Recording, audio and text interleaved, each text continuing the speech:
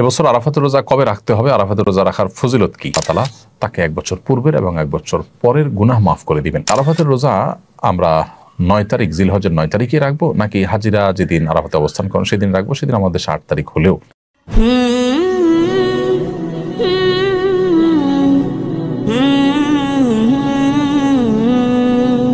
এবছর আরাফাতের রোজা কবে রাখতে হবে, আরাফাতের রোজা রাখার ফজিলত কি?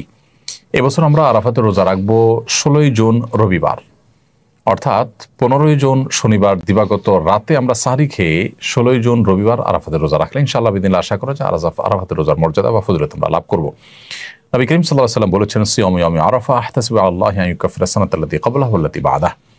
অর্থাৎ আরাফাত দিনের রোজা যদি কেউ রাখেন তাহলে আল্লাহ তাআলার প্রতি আমার আশা হলো যে এর বিনিময়ে আল্লাহ তাআলা তাকে 1 বছর পূর্বের এবং 1 বছর পরের গুনাহ মাফ করে দিবেন।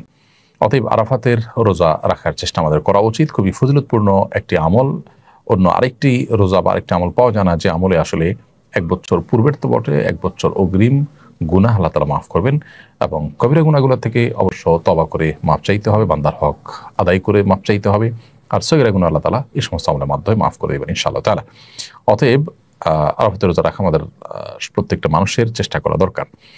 তবে আরাফাতের রোজা আমরা 9 তারিখ জিলহজের 9 তারিখে রাখবো, নাকি হাজিরা যেদিন আরাফাতে অবস্থান করেন সেদিন রাখবো? সেদিন আমাদের 8 তারিখ হলেও এ সম্পর্কে দুটি মত আছে, আমরা বিভিন্ন সময় বলেছি এবং দুটি মতই ইজতিহাদি। তবে আমার কাছে এটি এখন পরিষ্কার যে আসলে যে দেশে যখন জিলহজের 9 তারিখ হবে সেই দেশটিতে তখন আরাফাতের রোজা রাখাটা অধিকতর যুক্তিযুক্ত। যদিও নবী সাল্লাল্লাহু আলাইহি ওয়াসাল্লামের ভাষায় সিয়াম ইয়াউম আরাফা বলতে আরাফার দিন, আরাফার সাথে সম্বোধন করে বলেছেন, কিন্তু আসলে ইয়ামুত তারবিয়া বলা হয় 8 তারিখকে জিলহজের, এবং ইয়ামে আরাফা বলা হয় 9 তারিখে, ইয়ামুন নাহার বলা হয় 10 তারিখে। ইয়ামুন নাহার বলতে কিন্তু সাধারণত হাজি সাহেবরা যে কোরবানি করে থাকেন সেটা তারবিয়া বলতে 8 তারিখকে বোঝানো হয় হাজি সাহেবদের, কিন্তু আমরা যখন ফিকহের কিতাবপত্রে 8 তারিখ ইয়ামুত তারবিয়া বলি তখন 8 তারিখকে বুঝি পৃথিবীর প্রত্যেক প্রান্তের মানুষের জন্য। ঠিক একইভাবে ইয়ামুন নাহার বলতে 10 তারিখকে বুঝি, একইভাবে ইয়াম আরাফা বলতে 9 তারিখকে বুঝবো।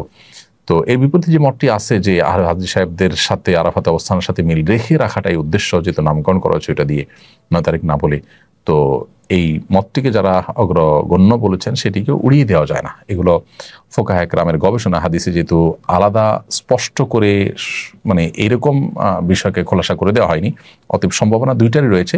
তবে 9 তারিখের অর্থাৎ যেখানে পৃথিবীর যে দেশে যখন 9 তারিখ, সেই 9 তারিখকে আরাফাতের দিন হিসাবে গণ্য করাটা আমাদের কাছে অধিকতর শক্তিশালী মনে হয়। তারপরও কোনো কোনো বর্ণায় জিলহজের প্রথম 9 দিনই নফল রোজা রাখার কথা বলা হয়েছে। অতএব আমাদের সে আমলটা করি তাহলে তো আর বিতর্ক বা সন্দেহের ঊর্ধ্বে আমরা উঠে যেতে পারি, সেটি আমরা চেষ্টা করতে পারি। এবং ফোকায়ে কেরাম এই জিলহজের 9 দিনের সব দিনগুলোর রোজাগুলোকেই কিন্তু তারা মুস্তাহাব উল্লেখ করেছেন।